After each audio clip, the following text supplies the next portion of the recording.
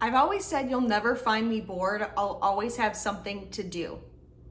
And I'm realizing this is probably less about curiosity and exploring the world and more about just my need to be busy. When we talk about doing nothing, there are a couple of lenses to look through. One being our relationship with productivity, and the second being our attention span / scroll addiction / stimulation threshold. My relationship with productivity, and maybe you can relate, is I always feel the need to be doing something useful, productive, creating something, moving toward something that's on my to-do list being done. We are busybodies in constant struggle with our relationship with productivity because we know we don't necessarily want to be that way, but we really have practiced it for so long that it sort of just is that way. The second lens is our attention span / our scroll addiction / our stimulation threshold. I don't know what I want to call this. Basically, we crave more stimulation now than just watching TV, whereas in the past, watching TV, like, I don't know, the 60s would have been like entirely engrossing because it was new. Now there's so much available at our fingertips, all of you know this, blah, blah, blah, that our brains are getting used to that and they want that. You might relate to one or both of these things. So why is it so hard to do nothing? It sounds very simple. It almost sounds like the easiest thing to do when actually it is super hard. Doing nothing can actually be considered a skill that you can learn and practice and incorporate and get better at in your life. And I got this idea from a Guardian article, which I'll link in the description. Basically, you're probably not going to be great at doing nothing if you haven't practiced too much. And I want to be clear that this is not the do nothing of not taking care of your basic needs, isolating, not doing well mentally. This is you're okay, you're doing stuff, but you can't turn off or rest. So, my depressed folks, you might be really good at doing nothing.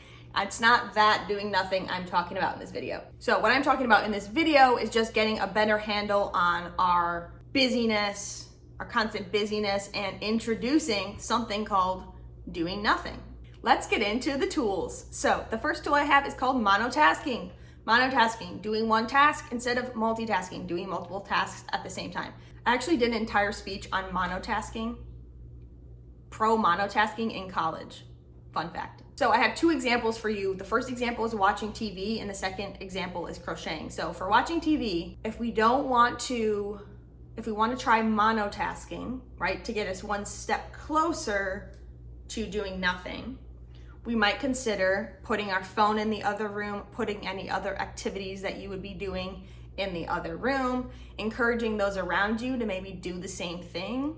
So I always find that what keeps me engaged, if I'm not already, is, besides the plot, noticing things about character facial expressions, the shots they're getting, how they might have done that. That keeps me engaged, just the noticing piece. However, this might not be the best activity to start monotasking with because it might be so ingrained in you truly that you need to be scrolling. So maybe you start with a different task and work your way up to this task and then work your way to doing nothing.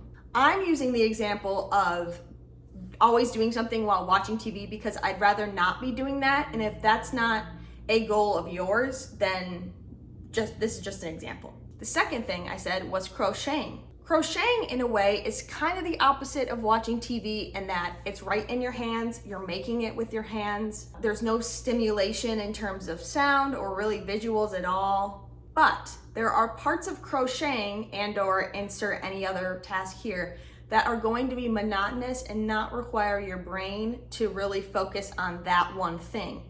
That's when your brain is like, oh, okay, so now you're good here. Let's introduce a show, podcast, YouTube, audiobook, something, please. But again, if we're working closer to doing nothing, if we're working to get closer to doing nothing, we want to do a couple things. One, delay that need of the brain.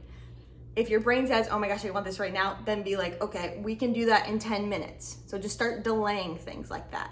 And the second is do monotasking in smaller pieces to start. Like I am going to crochet for 20 minutes and I'm not gonna have anything else going on. Don't just give in to what the conscious brain wants at all times. Speaking of the conscious brain, the next tool is assigning personality traits sort of to the conscious brain and the subconscious brain. The conscious brain, when I think about it, it wants kind of the superficial stuff. It wants the entertainment, the excitement, it wants to be engaged. It likes busyness and flashiness, and it wants that instant gratification. The subconscious is not like that. The wants of the subconscious brain are actually harder to see. So the subconscious brain really wants that time to process, reflect, critically think, process memory. If you haven't seen my forgetfulness for busy brains, you might consider watching that after this video.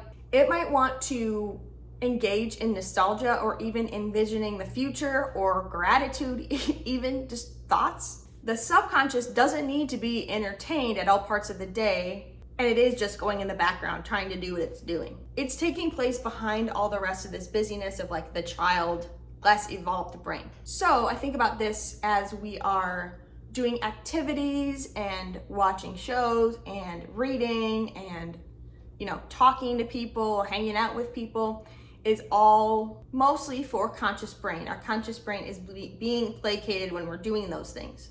But when we start doing lower stimulation activities or even doing nothing, that's really for our subconscious brain. I kind of think of the conscious brain as like the fun friend who you're gonna go out and do stuff with, and then the subconscious brain is like the friend that you can have a deep conversation with, or you just need to talk things through with. They just get you. The next tool I have is just an emoji, and it's the thinking emoji. The one like this. I love this one. Are you in pursuit of doing nothing and getting better at doing nothing because you want to do nothing for the sake of doing nothing? Or are you trying to do nothing and incorporate that because it has benefits and will lead to greater productivity? Because that is sort of defeating the purpose of doing nothing, because then you're doing nothing to accomplish something. So think about your why, which is basically you doing this. The final tool I have for you today is called checking the wards. And so I got this idea from a quote from this Dutch work expert, Manfred Ketz de Vries. Sorry about that pronunciation. This person says in a Guardian article, busyness, quote, can be a very effective defense mechanism for warding off disturbing thoughts and feelings. In other words, when there are things that maybe our brain doesn't want to brave, it will turn to busyness and just random little things to fill its conscious brain so it doesn't have to think about this other stuff. It's gonna fill it up, it's gonna be full so that other stuff can't even get in. So in fantasy books, wards are like protection bubbles. Like they won't let things through if you set up the wards in a certain way. So my question for you is, what is just beyond the ward?